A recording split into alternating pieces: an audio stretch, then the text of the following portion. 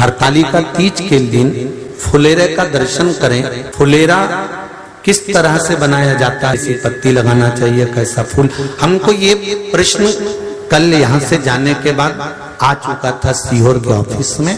और उसके बाद हमने पंडितों को कहा था कि एक फुलेरा तैयार कर कर रखें और उस फुलेरे का दर्शन सभी को लाइव कराएं, जिससे घर पर या मंदिर में आप शिव जी की जब आराधना करें तो उसके ऊपर फुलेरा बंधा होना चाहिए।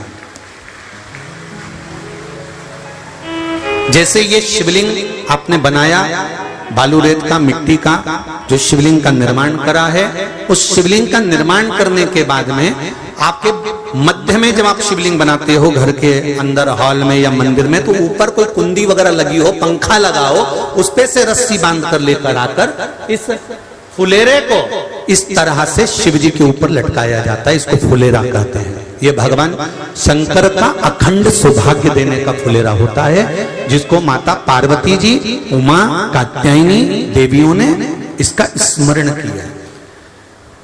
एक गोल होता है,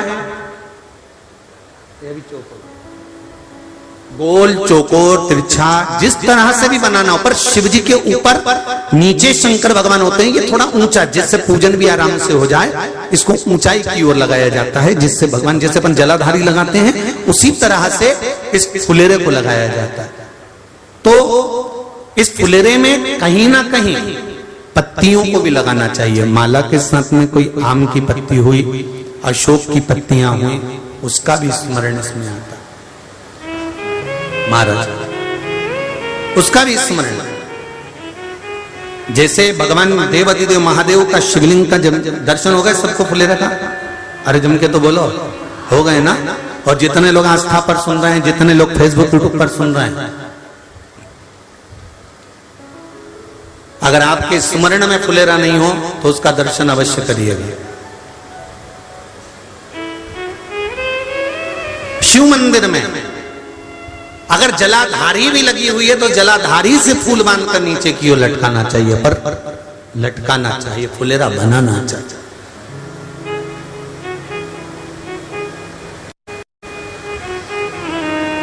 सात फल हैं फुलेरा। कितने फल हैं? सात। ध्यान दीजिएगा। पहला,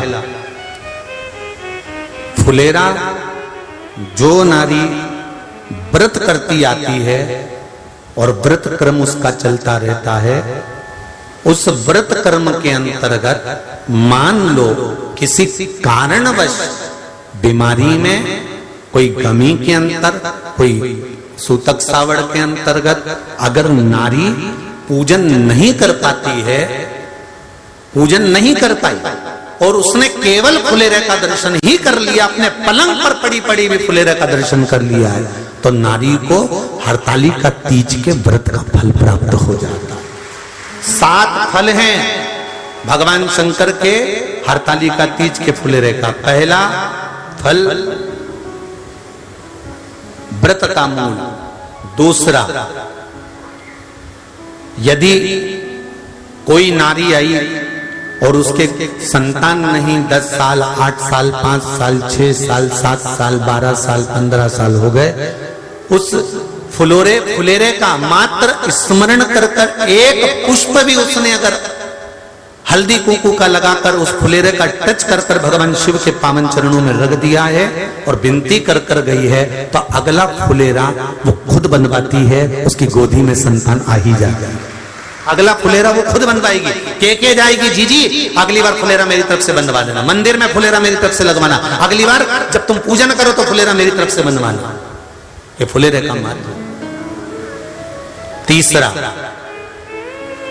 महाराज हम कोई दान, गौदान, हरतालिका तीज की किताब है आपके यहाँ, जो लोग पढ़ते होंगे हरतालिका तीज की किताब, उसमें लिखा है ब्राह्मण देव को ये दान देना है, ऐसा दान देना है।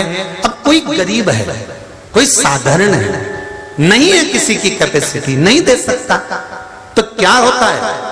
तो कहा हम गौदान नहीं कर पाते, हम स्वर्ण दान नहीं कर पाते, हम वस्त्र दान नहीं कर पाते, हम मुद्रा दान नहीं कर पाते, हम अन्नदान नहीं कर पाते। हम ये सारे दान अगर नहीं भी कर पाते हैं तो शिव महापुराण की कथा कहती है तीसरा फल फुलेरे का है कि मात्र फुलेरे का दर्शन स्पर्श कर लेने से सारे दानों का पुण्य फल प्राप्त हो जाता है। यह तीसरा फल फुलेरे।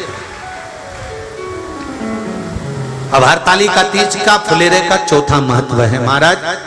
चतुर्थ महत्व हरतालिका तीज के फुलेरे का है, जो कुंवारी कन्या हरतालिका व्रत करती है,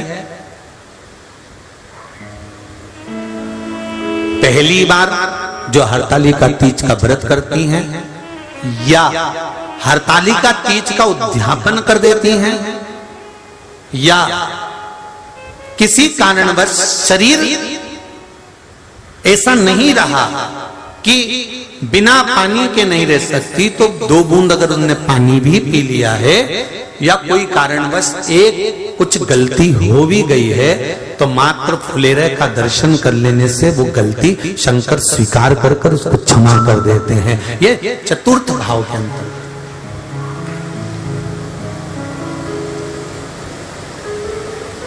फुलेरे का अगला वर्णन करा गया महाराज शिव तत्व की ओर, शंकर भगवान की ओर। हम ना काशी जा सकते हैं, हम ना सोमनाथ जा सकते हैं, हम ना किसी स्थान पर जाकर एकांत में भगवान शंकर का स्मरण कर सकते हैं। मान लो हमें एकांत में बैठकर शिव की भक्ति करना है, किसी मंदिर में किसी देवालय में जाकर भक्ति करना है, तो फुलेरे का मात्र दर्शन करने से, पूजन स्मरण करने से उस भक्ति का फल भी हमारे खाते में आ जाता है। और फिर अगला आखिरी का जो वर्णन किया गया है वो कहा गया कि पार्वती मैया गुफा में जाकर भगवान का भजन करती थी, शिव का स्मरण करती थी और फिर अपनी सहेलियों के साथ बैठकर शंकर का स्मरण करा, जिसका फल पार्वती को मिला। तो कहा हम ना किसी गुफा में प्रवेश कर सकते हैं, ना हम किसी गुफा में या जंगल में जा सकते हैं। इस फुलेरे के नीचे शंकर भगवान की जब अर्चना करते हैं, आराधना करते हैं, हरतालिका तीज के दिन फुलेरे के नीचे हम भगवान शिव की पूजन करते हैं, तो हमारा वन में किया गया भजन का फल ही हमको प्राप्त हो जाता है। ऐसे फुलेरे का हरतालिका तीज का पूजन व्रत कुंवारी कन्या कर सकती है, शादी होने के बाद भी नारी कर सकती है। अंतिम अवस्था तक प्राण छूटे तब तक हरतालिका तीज का व्रत नहीं छोड़ना चाहिए। एक व्रत हमेशा याद रखो, एक एकादशी और एक हरतालिका। हाँ इतना जरूर है, ज़्यादा शरीर बेकार हो गया, बुढ़ापा आ गया, शरीर नहीं साथ दे रहा, तो कुछ फल खा लो, कुछ चाय दूध जूस आप लेकर कर लो। इतना भी नहीं बने, शरीर बहुत ही बेकार हो गया, तो आप एक समय फल का फलहार धारण कर लो, ठीक है। पर हरतालिका व्रत करने वाली माताएं भले उद्यापन कर दे, तो उस व्रत को थोड़ा हल्का कर लो। उद्यापन करा मतलब तुमने व्रत को हल्का कर लिया, थोड़ा हल्का कर सकते। हरतालिका तीज का जो व्रत का उद्यापन करते हैं उसमें 5 चीज रखते हैं ना, 5 कपड़े स्त्री के, 5 कपड़े पुरुष के, 5 तरह का अनाज, 5 तरह का फलहार, 5 तरह का फल।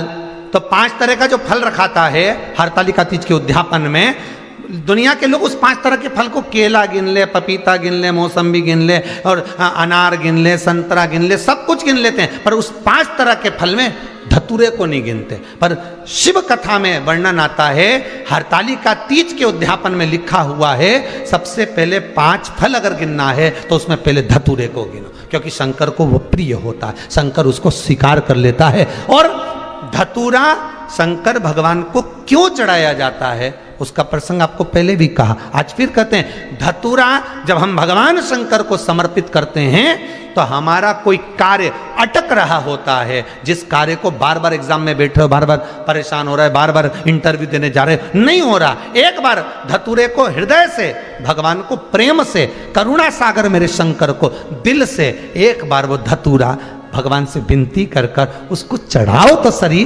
भगवान तुम्हारा कार्य सफल कर देगा। पर दिल से चढ़ाना, हृदय। हरतालिका तीज की पूजन करने वाले को चाहिए कि बालू का, मिट्टी का शिवलिंग बनाना चाहिए। फुलेरा जो बनाया गया है ऊपर शंकर जी के ऊपर लटकाने के लिए, टांगने के लिए उसके नीचे शिव, पार्वती, गणेश जी की सुंदर बालू की मूर्ति बना लेना चाहिए, पार्थिव लिंग का निर्माण कर लेना चाहिए, शिव की आराधना करना चाहिए। जो फल आपके पास में हो शंकर को समर्पित करना चाहिए, पूजन करना चाहिए, आराधना करो। सबसे पहली पूजन हरतालिका तीज की प्रदोष काल के अंतर्गत हो जाना चाहिए, शाम के समय पर। प्रयास करा करो प्रदोष काल के समय पर पहली पूजन हो जाए तो ज़्यादा अच्छा। पर लोगों की आदत रहती है कि 8 बजे तक, 8:30 बजे तक, 9 बजे तक पहली पूजन करें, फिर दूसरी आराम से, फिर तीसरी, फिर आराम से, फिर चौथी। तो ऐसा सब अपने अपने हिसाब से। पर शास्त्र रीति कहती है कि प्रदोष का जो समय होता है, प्रदोष काल जो होता है, शाम का जो समय होता है, उस समय पर हरतालिका तीज की पहली पूजन हो, जिससे आपका स्मरण चित्त शंकर भगवान में उस घड़ी, उस पल, उस क्षण में आप शिव के हो जाएं और शंकर आपका हो जाए। हाँ, अगर किसी के आने में देरी हो, कोई आ नहीं पा रहा है, बहुत देरी हो रही हो, तो हरतालिका पूजन व्रत वर्णन करता है कि शिवलिंग का निर्माण, पार्वती जी की मूर्ति का निर्माण, गणेश जी का निर्माण और फुलेरा जो बनाया हुआ है, ये प्रदोष काल के पहले बंधकर तैयार हो जाना चाहिए। प्रदोष काल के अंतर्गत फुलेरा नहीं बनना, फुलेरा पहले बन जाना चाहिए। और बहुत विशेष बात ध्यान रखिए हरतालिका तीज की, कि शंकर जी का जो अपने स्वरूप बनाया है, पाटे में, थाली में, चौकी पर, चौरंग पर जो स्वरूप बनाया है, वो पहले नहीं रखना है। पहले क्या बांधना है? फुलेरा। पहले फुलेरा बांधिए, उसके बाद उसके नीचे शंकर जी को रखिए। कई अब जो हरतालिका तीज का पूजन करते हैं तो उनके लिए हो गया, अब दूसरे के लिए भी सुन ले।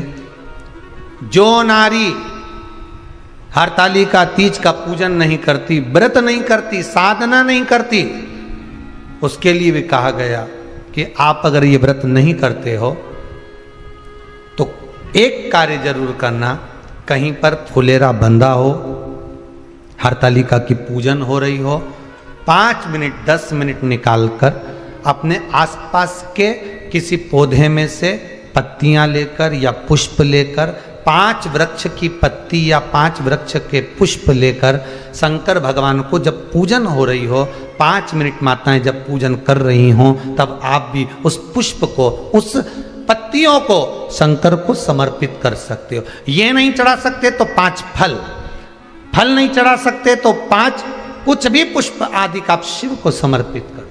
पर क्यों चढ़ाया जाता है, किस लिए चढ़ाना चाहिए? तो कहा कन्या स्त्री अगर मान लो हरतालिका का व्रत नहीं करती, पूजन नहीं करती, आराधना नहीं करती, तो वो कन्या, वो नारी, वो स्त्री, वो पुरुष कार्य तो बहुत करेगा, दुकान भी 4 चलाएगा, व्यापार भी बढ़ाएगा, पर संपदा को जोड़ नहीं पाएगा। 1 रुपये कमाएगा, 1.25 रुपये खर्च वाला काम चलेगा। हस्त नक्षत्र में जो तृतीया पड़ती है, हस्त नक्षत्र के अंतर्गत जो तृतीया का महत्व कहा गया है, वो संपदा को बढ़ाती है, मनोकामना को पूर्ण करती है। इस नक्षत्र के अंतर्गत जो तृतीया आती है, वो मनोकामना को पूर्ण कर कर चली जाती है। इसलिए शिव की आराधना के लिए प्रथम मान्य।